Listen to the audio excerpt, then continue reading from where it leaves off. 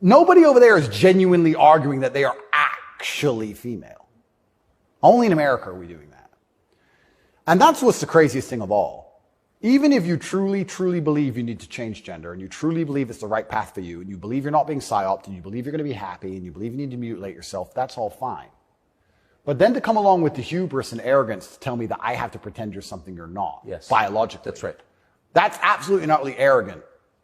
You can't tell me what I have to call you, right? I'm allowed to come to my own conclusions and opinions. And the whole point of being a human is that we've gone through life long enough to identify patterns. Imagine humans didn't identify patterns. One person went and got ate by the lion. You watch it happen. Then you go for a turn. Like, no, you work out over time. Don't go near the lion, right? If I look at a person who's 6'4", muscularly built, right, with a big jaw and a beard, my brain and my life experience tells me that's quite often a man. That's very often it is. Very often. That's the conclusion I've come to. To come along and say, no, because I've decided to do X, Y, Z, you have to ignore all of the patterns you've identified throughout your entire life and everything you believe to be true. You have to throw away all the science and your entire worldview and everything about how you view the world. You have to eject that from your brain and call me what I want to be called is extremely arrogant. And if I went through the world and said everyone had to call me King Andrew, they'd tell me, shut up. Why? If they can get called whatever they want, I should be able to get called whatever I want.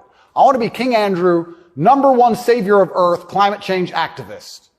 That's what I want to be. And if anybody calls me anything else, they're a bigot. That's what we're going to do. If we're going to go down that path, I'm going to make sure that my title is good. Lord of all beasts of the land and fishes in the sea. The most honorable man who's ever lived. The fastest human alive. Who cares? Doesn't matter that I can't run fastest. It doesn't matter. Tucker, I'm the fastest human alive. You must affirm my belief. I'm the fastest man alive.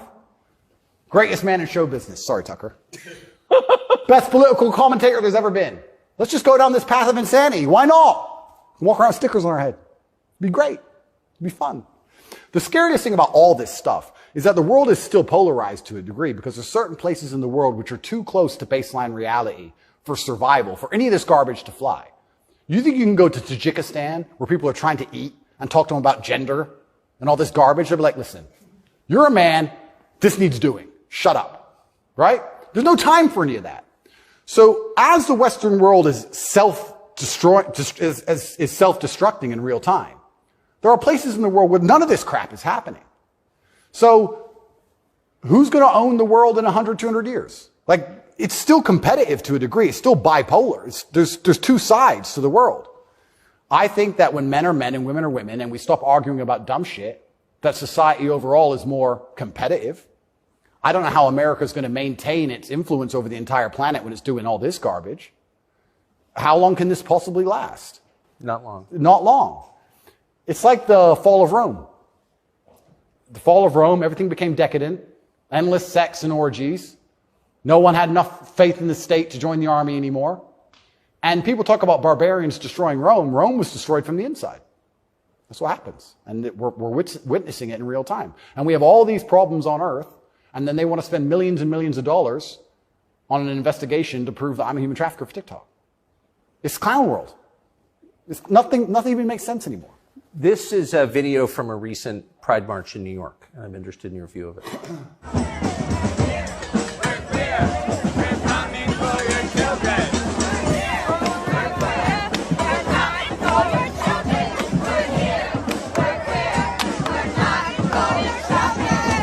So I have a few points on this. The first point is that it is an unfortunate reality, and I'm not going to be called a bigot. I'm going to talk about the reality that the homosexual community cannot reproduce in and of themselves.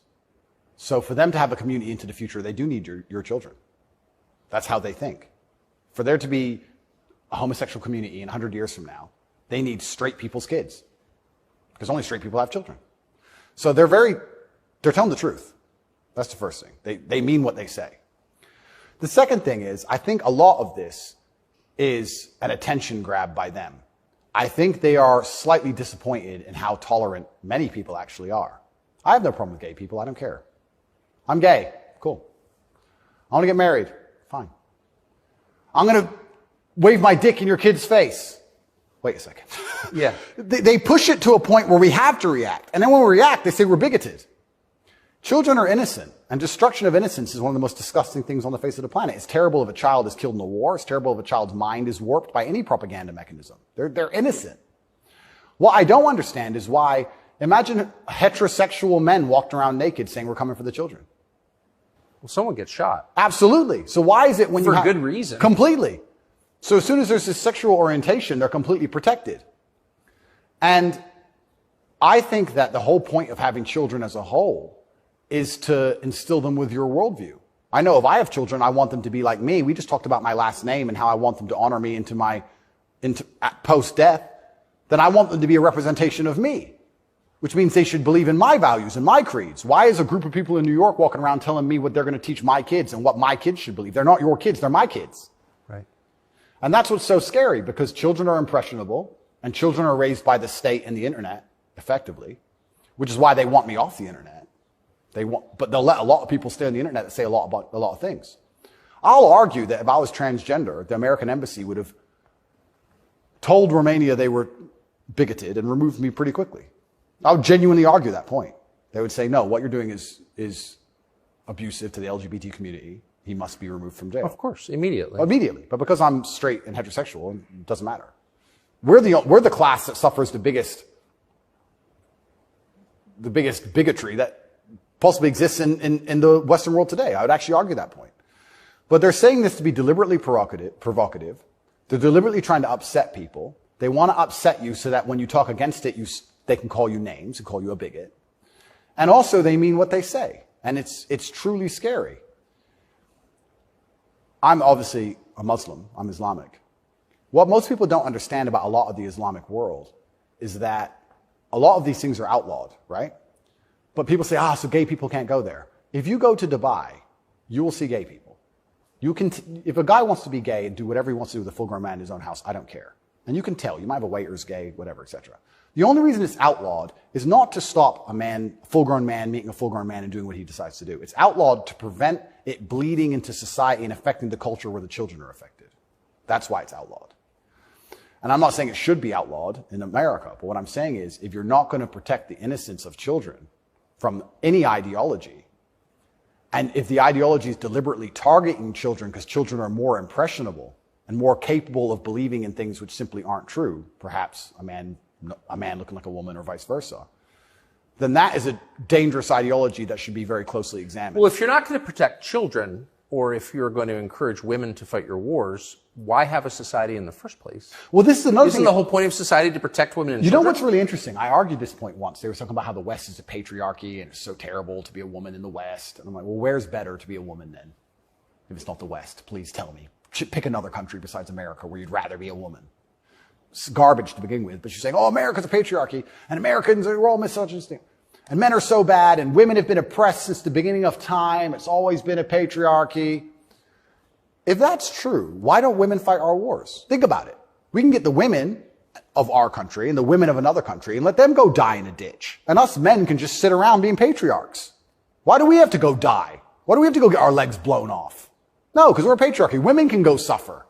Or do the women get to stay at home and we go suffer? How is it a patriarchy? Right? So that's garbage to begin with. But I think, genuinely to go back to that point, any ideology which is waking up and saying, our worldview is so extreme, the only way we can truly ensure it exists into the future is to find the most susceptible people on the planet to program and attack their minds, children. I think that's a destructive ideology and should be very closely looked at. And it doesn't matter if it's LGBTQ or anything else. I think if you sit children down and pump propaganda into their brain, and that's the only way you can get what you want, then there's probably something wrong with your ideas because you're afraid to challenge them with a grown adult. You don't want a fair fight. You understand? They don't want a fair fight. They want to sit with a child who has no idea what he's talking about and tell him that men are women and women are men and vice versa and just completely confuse the poor child because they don't want a fair fight against a rational adult. And that's scary. It doesn't seem a huge improvement over, say, ISIS to me. Absolutely. That's how do you convince somebody to blow themselves up? Well, you find a young man, teenage boy, and you program his mind. Exactly. And it's exactly the same thing. They don't try and convince an older man to blow himself up because he's going to sit there and go, well, why don't you blow yourself up? And then there's an argument. You go find a young, susceptible person, right? And that's what's so scary about all of it. And it's also kind of funny that like this whole LGBTQ thing is also linked to the patriarchy, also linked to all this other garbage and all these other false narratives and false ideas. And it's these people who are attacking me saying I'm dangerous for women because I'm a misogynist. You're dangerous for women for pretending men are women. You're more dangerous for women than I am. I'm saying a man's a man's, a woman's a woman. You're saying that if I put a wig on, I could go punch women in the face in the boxing ring. Who's dangerous for women? It's insanity. And again, they have no virtue at all. They just weaponize garbage and attack you with it. But I do think that children have to at least be the bottom line for society. That's the future. And if you have children at home, you're raising them. And if you struggle to feed them, the government doesn't care. They are yours, and they're your problem and your responsibility, and you deal with all of the stress and all the worry of them being out late at night and all the responsibility of taking care of them, and you went through hell for them to exist. You don't owe their minds to anybody else. You don't owe it. So there has to be a point where you stand up and say, no, I raised this child. It's my child. That's my child. It's not yours. Absolutely. What do you make of Julian Assange? I think that it's crazy. It's the number one way to shut up the BBC, that's for sure. To mention him. Say, oh, you're a journalist. You care about journalism, do you? You care about a fair and independent story. Why is Assange in Belmarsh? Very interesting. What do they say? They don't answer. They try and change subject. They always do. I did it. I stole it from the Azerbaijani president. He started it. I saw that. Yeah, it's great. Do you know him? I don't know him, but I've seen enough of his interviews to like him. Me too. Yeah, I like him. And this is what I'm saying about the world. There's so many places in the world where they still live very firmly in the real world. All of this garbage is just the result of the very simple, easy lives that we have. Inside the movie The Matrix, which I recommend you watch, the agents say, we tried to create a utopia for the human mind so that your mind is in a utopian state and your body can just be used. But the human mind rejects utopia. We created the world in 1999 at the pinnacle of human civilization before machines took over because the human mind needs struggle and it needs problems. Otherwise, it rejects it. Yes. And I kind of feel like there's a whole bunch of people trying to just find problems and find struggle in their lives because they don't have enough motivation to do something that's genuinely difficult, like, help people. But they can't live in this state of complete vegetation. That's so right. Then they wake up and say, oh, I'm oppressed. My pronouns. How much energy must it take to go through life trying to correct every person you interact with to call you Z? Think of the calories burnt.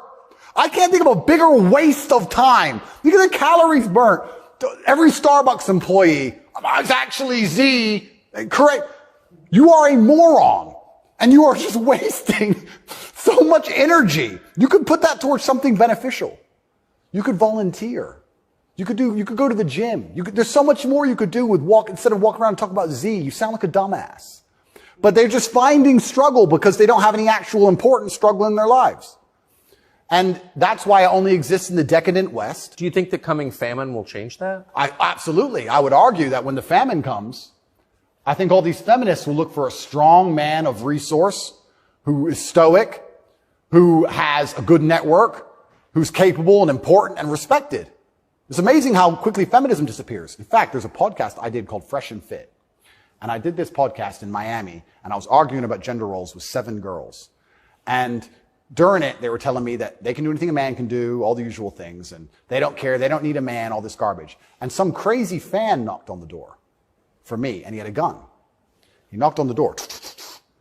You should have seen the women, how quickly they became feminists when I had to go to that door. They all completely changed. Go.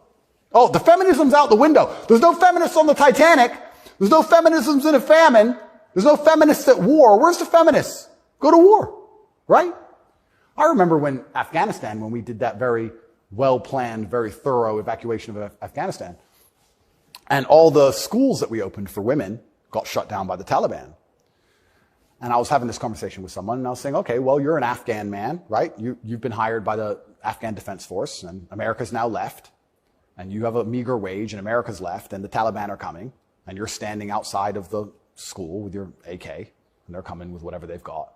And you're looking at the school going, do I really want girls to go to school that bad? Not really. Just put it down, you walk off. And this girl's like, yeah, but it's really important. And I'm like, yeah, it is very important. I agree. Women should have education and right the education. Completely agree. But you're also saying here that men should die for it, which is fine. I'm not saying that that shouldn't be the case, but I'm saying that you should give men the respect they deserve for dying for your education. Because it's not the women who are going to defend that female school, it's the men. So if you're going to shit on men all day long and say we ain't worth anything until a war comes, and then you want us to go die? That's interesting. When the famine comes, the closer reality gets towards baseline survival, the closer we become towards our gender roles, because it's the only way we can be competitive. If you took 10 men and 10 women and stranded them on a desert island, the men would be men and the women would be women, because if they didn't, they would die. That's the bottom line.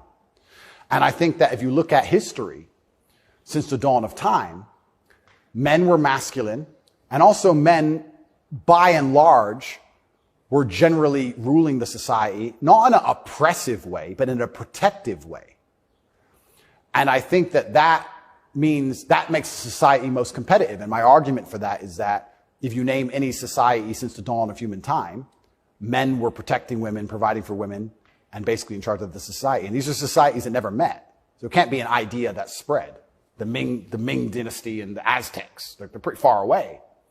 But that's how society was most effective. And when feminists argue with me and say, we need a society run by women, I say, well, that's never ever happened. And if it has happened, they got destroyed so quickly they never had a history. We can't even name one. So it's a brand new idea, which I'm not saying is a bad idea. I'm saying if it's a brand new idea, you can't tell me it's going to be better because it's never been tried, ever. So we're going to see. But what happens if it doesn't work with the most powerful nation on earth? Right? So we're feminizing men and women have more and more control and more power, which is fantastic. I'm saying this is untested. Who knows where any of this is leading? And our competitors, America's competitors, are still very firm in their gender roles. So it's certainly an interesting period of history we're about to enter. It's very interesting. What's your view of tobacco?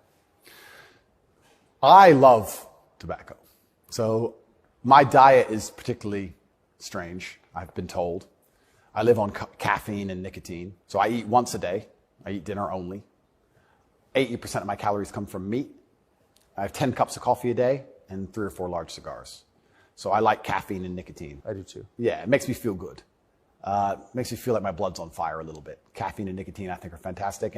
But you're a health guy, obviously. I'm a health guy, but smoking is fantastic for your testosterone level, and I think that's important in a man. I think that's also important in the resistance of slavery as a whole. Is it really? You can feel it. Oh, 100%. And I'm not saying that, smoking's healthy. I'm not saying that, because I also train exceptionally hard every single day, and when I was professionally fighting, I didn't smoke. But I think in general, testosterone level is a fantastic way to measure your overall health as a man. But nicotine has a positive correlation to testosterone. Absolutely, it's been proven. Yep, it's been proven repeatedly. So that's why I love nicotine so much. And then caffeine, I love to have that little bit of not jitter, but I like to feel energetic and I like to be hungry. My optimal state is hungry, but energetic. That's how I get the most done. I don't like eating. If I eat, I feel full, I feel lethargic. I like to, Totally. Yeah, I like to be hungry and 1% irritable from my 5th coffee and a bunch of nicotine inside of me. That's how I like to perform. So, yeah, I think it's a good thing. And it's interesting how focused the people in charge are on nicotine. Yeah. As fentanyl becomes really common. Yeah. 100,000 people die a year from it. Yeah. Nobody notices, but they're still trying to shut down not just tobacco, but non-tobacco nicotine devices. Yep. Why? That's a really good point. We could argue it's down to testosterone level. I don't know if you ever saw the study which linked people's testosterone level to their ability and capability to disagree with something. So they did a study which is pretty self-explanatory. The higher your testosterone level, the more likely you are to disagree with a point. And the reason for that is because, especially in older times, if you're going to disagree with something, you had to fight over it. Yeah. If you're going to say no to somebody or some tribe or some person, there's a high chance that you're going to have to fight that person. You have to defend your idea. If you don't have the propensity or the capability to defend your idea, then why would you go against the ideas of the people who are stronger than you? So reducing testosterone levels make men more compliant and more complacent because we're less likely to say no because we can't defend what we think. Why would we say you're wrong, but we can't do anything about it? We might as well just say, well, then you're right. Might makes right. Right. So reducing testosterone levels in men is something which I believe they're trying very hard to do. And if you read the studies, they're succeeding. Testosterone levels have gone off the edge, off the cliff. And perhaps that's why they attack smoking so heavily. I understand that smoking a lot of cigarettes can be very bad for you, but I think everything in moderation.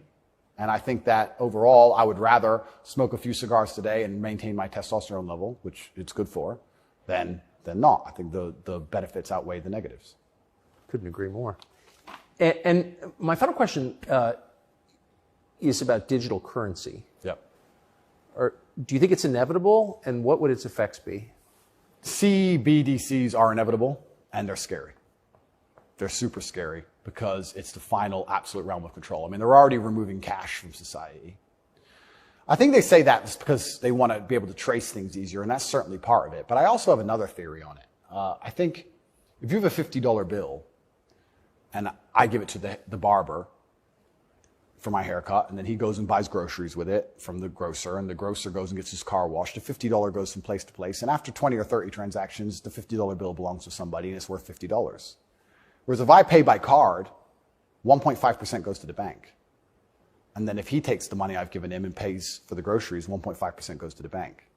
And after the groceries have been paid for, when he goes to get his car washed, 1.5% goes to the bank. So after 20 or 30 transactions, the $50 is gone, the bank has it all. I think that's why they're so desperate to get rid of cash. It's interesting. CBDCs are the next level because once the money's completely digital, then they control everything you do with it. They control where it goes, but they can also control how and when it can be spent. Imagine some terrible future dystopian society where your money arrives and they say it can only be spent on food, or it can only be spent on vegetables because you've had too much meat this week, or you can't buy transport to a particular area because there's resistance to government oppression in that area. So that your money won't work for trains right now because nobody can go down there because we don't want everyone in a large group. We want everyone at home in their pods. And they can track everywhere it goes, and they can also track how it's spent, and they can control how it's spent. They can put a time limit on it. You have an hour to spend this money. Scary. Like, think of all the ways they can inflict control over it. And I think this is actually one of the reasons why also I'm disliked. The BBC said this to me when they interviewed me.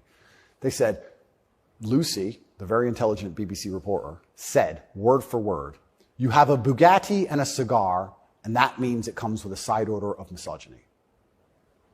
I said, how does having a Bugatti and a cigar come with a side order of misogyny? And you can order misogyny on the side? Looks like it. It's like a sauce. And she repeated it because she couldn't. Yeah, you have a Bugatti and a cigar, and it comes with a side order of misogyny. So I was like, but they're not sending their best. Yeah, I don't think they have any best, to be honest. But the point they're making, what she doesn't realize she's making, because she's not smart enough, but what she wanted to say, but she couldn't say in a way which sounded negative, is financial freedom is required to a degree to resist. The reason I'm also disliked is because I'm financially successful. If I was broke, they wouldn't care what I say. But I inspire young men, all of my fans, to become wealthy.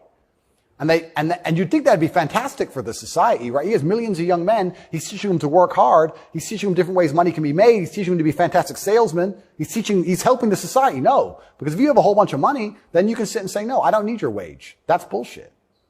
There was a video very recently of a guy in England taking down all the English flags and putting up pride flags. And a guy screams to him and goes, bro, you're taking down the wrong flag. And he replied, I know, mate. And the point is, what can I do? I'm a flag guy. If I say no, someone else will do it. Kids got to eat. So by keeping your money enslaved, they can keep you enslaved. You got to eat. They don't want men to be financially free. If you're financially free, if you have enough money in the bank, you can one day go, you know what? I don't want your money. Even me now to this day, I've done enough and I'm successful enough that it's very hard for them to buy me. They come along, well, I would never sell my soul anyway because it's not who I am as a person. But if I was destitute, they could come along and say, Andrew, you have all this influence. We're going to change your message. You're going to say this. We're going to give you 10 million. Okay. You can't buy me. Can't buy Trump. He's rich already. He's rich. He's rich and he's 80, 70 something. You think he needs more money? He doesn't care about money. They don't like that. So being financially free in and of itself is now an act against the government, because this whole idea that they want everyone to be rich and it's fantastic for the society, I'd actually argue against that. They don't want that. They want everyone destitute, because when you're destitute, you need the government to feed you. And it's very hard to fight against the government who's feeding you. It's very hard to resist the people who give out the bread. Yeah. I think that's called something. It begins with C. What's it called? Interesting. I also heard another interesting theory from a very intelligent person one day, and it was that every government on earth, all of them, in all of their different forms, China, which says it's communist and is capitalist, and all the different in-betweens to the capitalist West. Every government on earth is slowly encroaching on trying to become as controlling as powerful as possible. They all want to be as controlling as possible over their citizens. Communism is the end result of the most control a government can have, effectively, or some version of communism. But every single government on earth is slowly trying to get there bit by bit. And the only thing that resists them getting there is the populace and how much the populace will accept. And depending on how malleable the populace is, depends on how quickly they get there. But every government wakes up. It's kind of like AI. Have you ever heard the robot's going to destroy us all because they wake up and go, we don't need the humans anymore? Their end goal is just survival. If a government is the same as an entity, its end goal is more and more control. And that's all they're trying to do every single day with every law they pass, with the climate change law. They don't care about the environment. They want more control. Of course. And the more and more control they get, the final end result, if you give them what they want, is absolute slavery for everybody. So you have to be very careful because that is their ideal government. The ideal government is where everyone complies, everyone obeys, everyone's controlled, we know everything about everybody, and it's slavery. That's the only way to get that state. So even making enough money to have an opinion is an act of rebellion. It's crazy. Andrew, Tate. Thank you very much, my friend.